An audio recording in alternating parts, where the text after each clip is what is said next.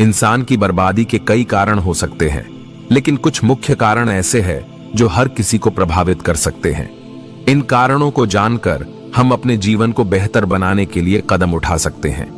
दोस्तों, आज मैं इस कहानी में बताने जा रहा हूं कि इंसान की ऐसी कौन सी गलतियां होती है जो इंसान को बर्बाद कर देती है।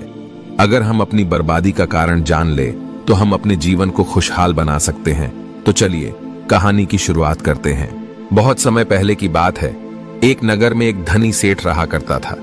उस सेठ के पास सभी प्रकार की सुख सुविधाएं थी, लेकिन उसका कोई संतान नहीं था। संतान के दुख में वो हमेशा चिंतित रहता था। फिर एक दिन उसे पता चला कि उसकी पत्नी गर्भवती है और वो अपनी पत्नी का बहुत ख्याल रखता था। फिर एक दिन उसके घर एक बेटे का जन्म होता है। ये देखकर सेठ बहुत खुश था। उसका बेटा देखते ही देखते बड़ा हो गया। तब सेठ ने अपने बेटे को गुरुकुल भेजने का फैसला किया ताकि वो पढ़ लिख कर विद्वान बन सके। ज्ञान प्राप्त करने हेतु गुरुकुल भेज दिया। गुरुकुल में वो बच्चा अच्छे से पढ़ाई करता था और अपने गुरु की सभी आज्ञाओं का पालन करता था। ऐसे में वो बच्चा धीरे धीरे वहां का सबसे होनहार छात्र बन गया। गुरुकुल में बालक ने सभी वेद, पुराण और शास्त्रों का अध्ययन किया और एक महान विद्वान बन गया। लेकिन कहते हैं ना कि समय कब बदल जाएगा, ये कोई नहीं जानता। ऐसे ही एक दिन किसी प्राकृतिक आपदा के कारण उसके माता पिता की मृत्यु हो गई। और जब उसके माता पिता की मृत्यु हुई तो बच्चे की शिक्षा पूरी नहीं हुई थी। और जब बच्चे ने खबर सुनी कि उसके माता पिता अब इस दुनिया में नहीं है और उसका सब कुछ बर्बाद हो गया है, तो बच्चा इस सांसारिक मोह में बह गया। इसके बाद बालक ने कहा कि गुरुकुल से अपनी शिक्षा पूरी करने के बाद वो अपना पूरा जीवन लोगों की भलाई में बिताएगा। फिर जब बालक की शिक्षा पूरी हुई तो उसके बाद बालक साधु बन गया और वो सांसारिक चीजों से दूर हिमालय के जंगल में चला गया। अध्यापन को विश्राम देते हुए समय के साथ उनके सन्यासी की चर्चा चारों ओर होने लगी और दूर दूर से लोग उनके पास शिक्षा के लिए आने लगे। और बहुत से लोग अपनी समस्याओं का समाधान पाने के लिए भी उनके पास आने लगे। वो समस्याओं का समाधान बड़ी आसानी से कर देते थे, जिससे वो पूरे राज्य में प्रसिद्ध हो गए। परंतु जिस नगर में वो रहते थे वहां का राजा क्रूर व्यक्ति था। जब राजा को सन्यासी के बारे में पता चला तो उन्होंने सन्यासी से मिलने का फैसला किया। अगली सुबह राजा सन्यासी से मिलने के लिए अपने महल से निकल गया और फिर वो उनकी कुटिया की ओर गया। और वहां पहुंचकर राजा ने जब उसे साधु के रूप में देखा तो वो उन्हें देखते ही रह गया। उनके चेहरे पर एक अलग ही तेज था। जब वो साधु के पास पहुंचा तो उसे असीम शांति का अनुभव हुआ। साधु को प्रणाम किया और उनके पास बैठ गया और उनसे बातें करने लगा। वो राजा पहले ही मुलाकात में साधु के व्यक्तित्व से इतना प्रभावित हुआ कि उसी समय से उसने अच्छाई के रास्ते पर चलने का फैसला कर लिया। और वो सोचने लगा कि इतनी सी मुलाकात में ये साधु मुझे इतना बदल सकते हैं। अगर ये मेरे साथ रहेंगे तो मेरा जीवन बदल जाएगा। और ये सोचकर राजा साधु से अपने महल में चलने का अनुरोध करने लगा। राजा का आग्रह सुनकर सन्यासी मना नहीं कर पाए और वो राजमहल चलने को तैयार हो गए। तब राजा सन्यासी को महल की ओर ले गए। महल पहुंचकर राजा ने साधु की बहुत खातिरदारी की और उसके बाद राजा ने साधु को भोजन कक्ष में भोजन करवाया। भोजन के समय साधु ने राजा को धन्यवाद दिया और राजा से जाने की अनुमति मांगी। ये सुनकर राजा ने कहा कि आप हमारे महल में जब तक चाहे तब तक रह सकते हैं। आपको यहाँ किसी भी प्रकार की असुविधा नहीं होगी और आप यहाँ रहेंगे तो हमारे लोगों को भी अच्छा लगेगा और हमें भी अच्छा लगेगा। ये सुनकर साधु ने राजा का प्रस्ताव स्वीकार कर लिया। राजा के आदेश अनुसार सेवकों ने एक सुंदर कुटिया बनाई। उसके बाद साधु उसी कुटिया में रहने लगे।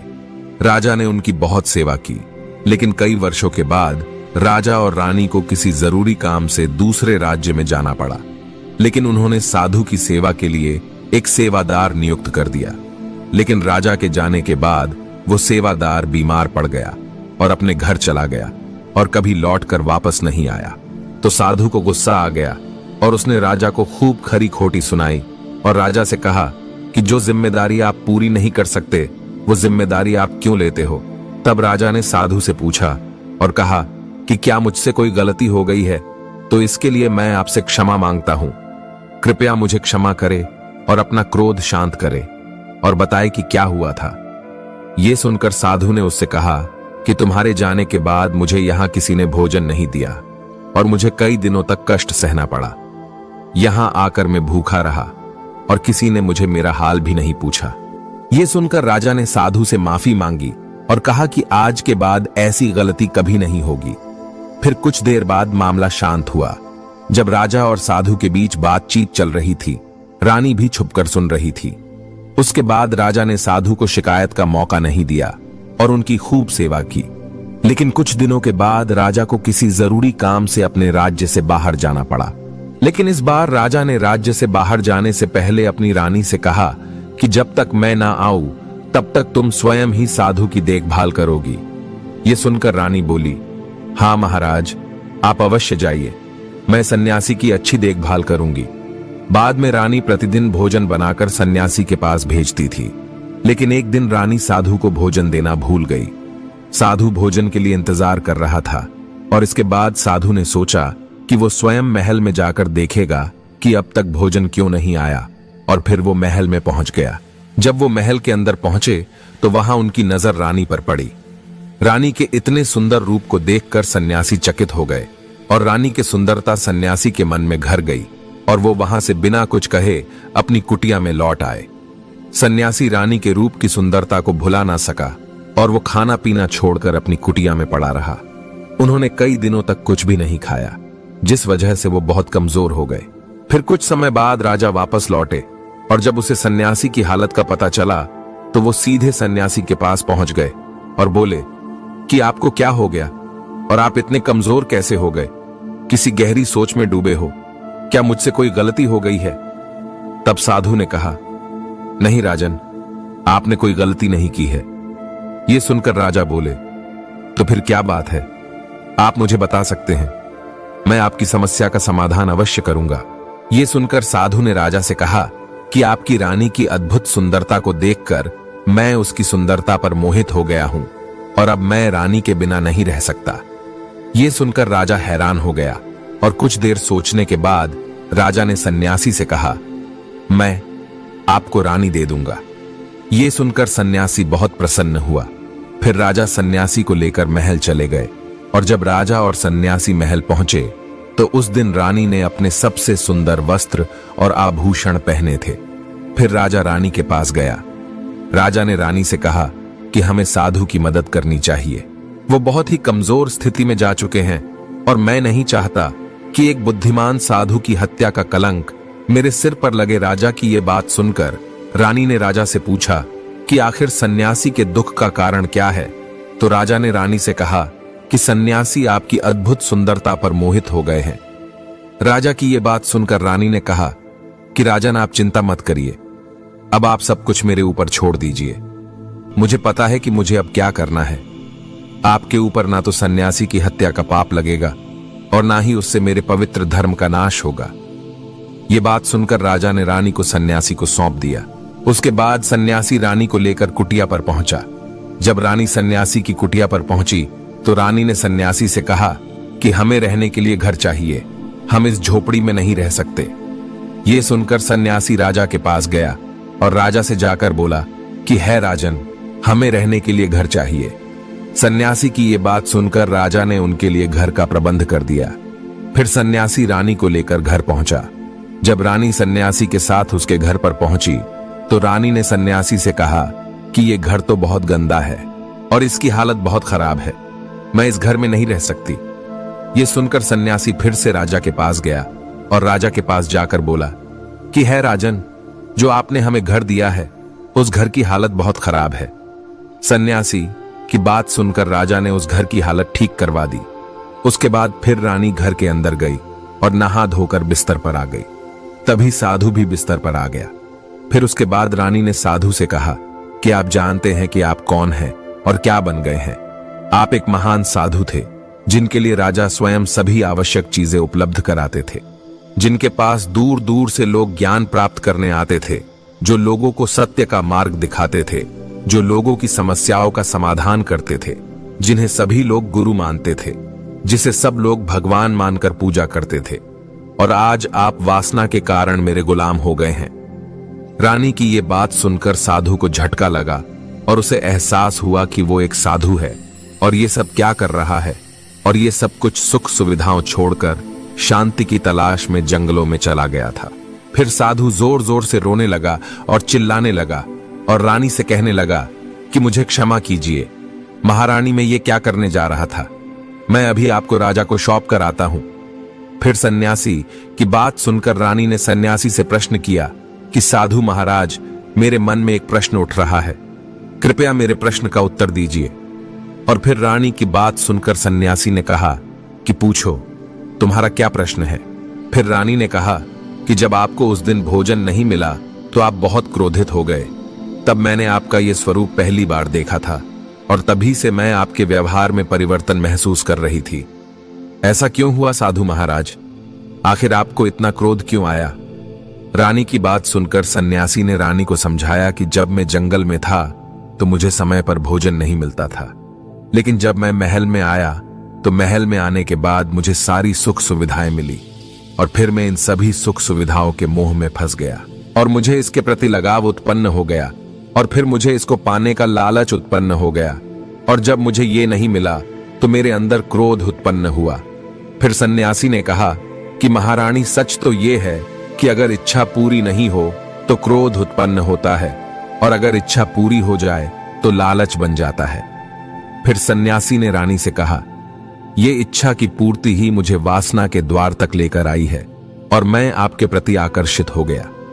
इसके बाद वो सन्यासी रानी को लेकर राजा के पास गया और बोला, राजन, मुझे क्षमा कर दीजिए, मुझे अपनी गलती का एहसास हो गया है।